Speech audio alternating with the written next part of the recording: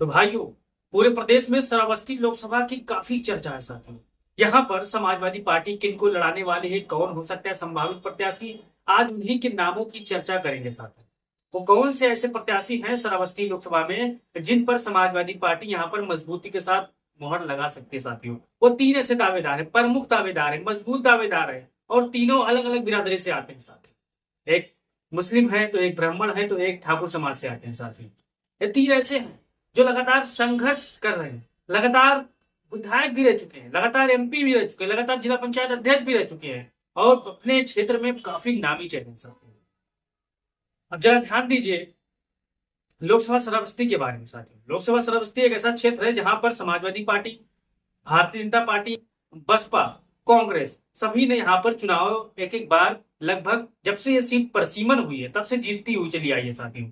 यहाँ पर कोई लगातार एमपी नहीं बन पाया, लेकिन समय बदल चुका है साथियों। 2024 का चुनाव नजदीक है। अब समाजवादी पार्टी में जो दावेदारी चल रही है, सबसे मजबूत दावेदारी साथियों, पहला नाम आता है समाजवादी पार्टी के दमदार नेता रिजवान जहीर साहब की, जो कि समाजवादी पार्टी के पूर्व सांसद भी रह चुके हैं, विधायक भी रह चुके हैं, और संघर्ष करने वाले मजबूत इंसान है साथियों। दूसरा नाम आता है भीम शंकर तिवारी और कुशल तिवारी साथियों। तीसरा नाम आता है कांग्रेस धीरेन्द्र प्रताप सिंह धीरू साथियों, धीरू भैया। ये बलरामपुर सदर से पूर्व विधायक भी रह चुके हैं, विधायक भी रह चुके हैं, क्योंकि बलरामपुर सीट अब यहाँ पर रिजर्व कर दी गई थी, इसलिए वहां से वो हटकर उतरौला से भी चुनाव लड़े थे, लेकिन आसपास अब वो 2024 का चुनाव इंडिया गठबंधन से लड़ने की फिराक में है साथियों। क्या समाजवादी पार्टी रिजवान जहीर साहब को टिकट देगी? क्या समाजवादी पार्टी भीम शंकर तिवारी को टिकट देने जा रही है? क्या कांग्रेस अपने प्रत्याशी को समाजवादी पार्टी के संबल से चुनाव लड़वाएगी, धीरेन्द्र प्रताप सिंह धीरू जिनका नाम है? वैसे तो दावेदार और है, लेकिन प्रथम चरण की जो ये दावेदार है, बड़े मजबूत दावेदार साथियों, और द्वितीय चरण के जो हल्के दावेदार है, जो अपने विधानसभा तक ही सीमित है साथियों, अपने विधानसभा में ही जाने जाते हैं, बाकी और विधानसभा में नहीं जाने जाते हैं। आप जैसे कि जानते हैं, एक लोकसभा क्षेत्र में 5 विधानसभाएं आती हैं। अब जैसे कि श्रावस्ती को ले लीजिए, श्रावस्ती में 5 विधानसभाएं आती हैं। जैसे आप ले लीजिए भिनगा लीजिए, श्रावस्ती लीजिए, बलरामपुर ले लीजिए, गैसड़ी ले लीजिए, तुलसीपुर ले लीजिए साथी। अब जैसे मान के चलिए, अब वो एक दावेदार है, गोंडा से आते हैं, मसूद आलम खान का नाम है, वो अपने क्षेत्र में फॉर्चुनर से लेकर घूमते रहते हैं। बाकी अन्य क्षेत्रों में इनकी कोई पकड़ उतनी मजबूती के साथ नहीं है, ये सर्वे रिपोर्ट कह रही है साथियों। फिर जो दूसरे दावेदार आते हैं, दिलीप वर्मा, इनका भी पकड़ अपने भिनगा के आसपास के एरियो में है, इनका भी कोई ज्यादा वर्चस्व नहीं है। लेकिन बात इन 3 नाम की कर रहे हैं साथियों, रिजवान जहीर, भीमशंकर तिवारी, धीरेन्द्र प्रताप सिंह धीरू। ये 3 ऐसे नाम है साथियों, ये 3 ऐसे नाम, आप उनका नाम कहीं पर ले लीजिए, चाहे आप तुलसीपुर विधानसभा ले लीजिए, पचपड़वा के आसपास के ले लीजिए, गैसड़ी के आसपास के ले लीजिए, बलरामपुर ले लीजिए, भिनगा ले लीजिए, श्रावस्ती लीजिए, लखनऊ में खड़े होकर इनकी फोटो आप तीनों की दिखाकर पूछ लेंगे तो वहां के लोग अगर बलरामपुर के आसपास के होंगे तो जरूर बता देंगे साथ में। ऐसा ही वर्चस्व है 3 चेहरे का। 3 चेहरा अपने अपने क्षेत्रों में बहुत मजबूती के साथ काम किए थे साथ में। लेकिन अब दौर बदल चुका है, समय 2024 का आ रहा है। अब ये 3 समाजवादी पार्टी को ऐसे मजबूत चेहरों को जरूरत है जो कि पूरे लोकसभा में मजबूती के साथ चुनाव लड़ सके साथियों। लेकिन 3 चेहरे ये बड़े फिट बैठते हैं, चाहे वो रिजवान जहीर साहब हो, चाहे धीरेन्द्र प्रताप सिंह धीरू हो, चाहे कुशल तिवारी, भीमशंकर तिवारी साहब।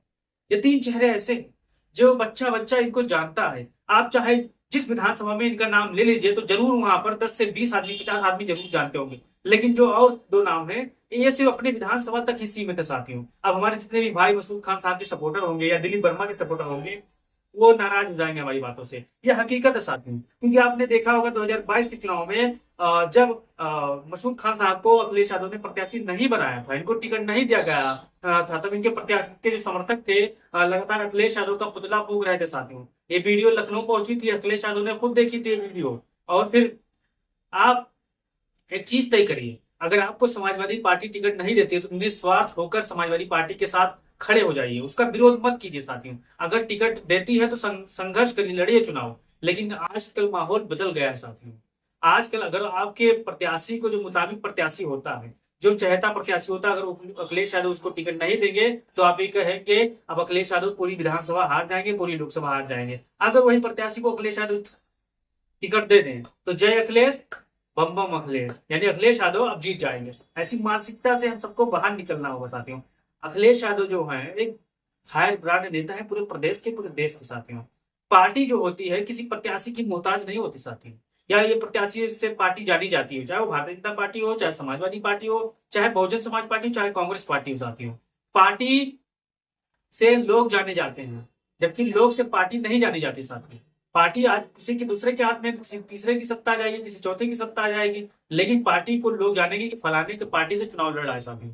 लेकिन अब वो हम लोगों को जो माइंड है वो बदलना होगा साथियों। मैं किस आधार पर बात कर रहा हूँ, क्योंकि यहाँ पर ब्राह्मण वोट बड़ी मुश्त के साथ है, मजबूती के साथ है साथियों, मुस्लिम वोट बहुत मजबूती के साथ है साथियों, और यहाँ पर समाजवादी पार्टी को बड़ी दमदार प्रत्याशी की जरूरत है साथियों। और दमदार ये तीनों में से किसी एक नाम पर भी अखिलेश यादव अगर मोहर लगा देते हैं तो मैं दावे के साथ कह रहा हूँ श्रावस्ती लोकसभा सीट समाजवादी पार्टी 100% जीत जाएगी साथियों, क्योंकि यहाँ पर मुख्तार का फैक्टर है साथियों।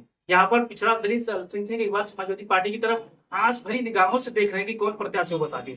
जैसे ब्राह्मण उम्मीदवार आएगा या मुस्लिम उम्मीदवार आएगा या हमारे जो धीरेन्द्र प्रताप सिंह है, दीरू है, वो उम्मीदवार बन के आएंगे, तो आप लिख लीजिए कहीं कागज पर, समाजवादी पार्टी बड़ी मजबूती के साथ चुनाव जीतेगी। अगर दिलीप वर्मा या मसूद खान साहब को प्रत्याशी बनाती है तो ये अपने विधानसभा तक ही सीमित रह जाएंगे साथियों, क्योंकि इनका प्रचार उतनी तगड़ी तरीके से नहीं हो पाता है जितनी इन 3 प्रत्याशियों का हो पाता है साथियों। अब कुछ हमारे भाई लोग परेशान हो जाएंगे कि इन लोगों का तारीफ क्यों कर रहे हैं, पैसा नहीं होगा, ऐसी नहीं है साथियों, क्योंकि पैसा जवान को नहीं खरीद सकता, आप जानते होंगे।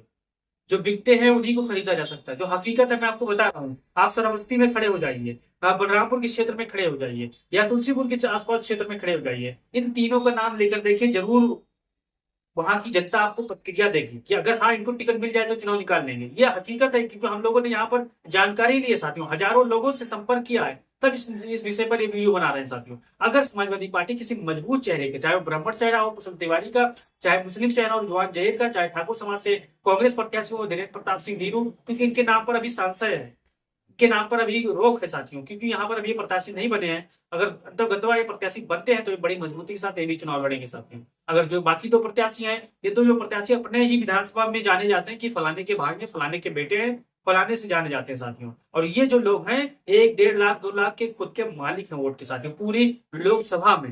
अब जितने हमारी बात सहमत होंगे साथियों, चाहे रिजवान जहीर 1, 1.5 लाख के मालिक है, निर्दलीय चुनाव लड़ जाएंगे, पार्टी की स्थिति खराब कर देंगे साथियों। भीमशंकर तिवारी कुशल तिवारी निर्दलीय चुनाव लड़ जाएंगे, पार्टी की स्थिति खराब कर सकते हैं साथियों।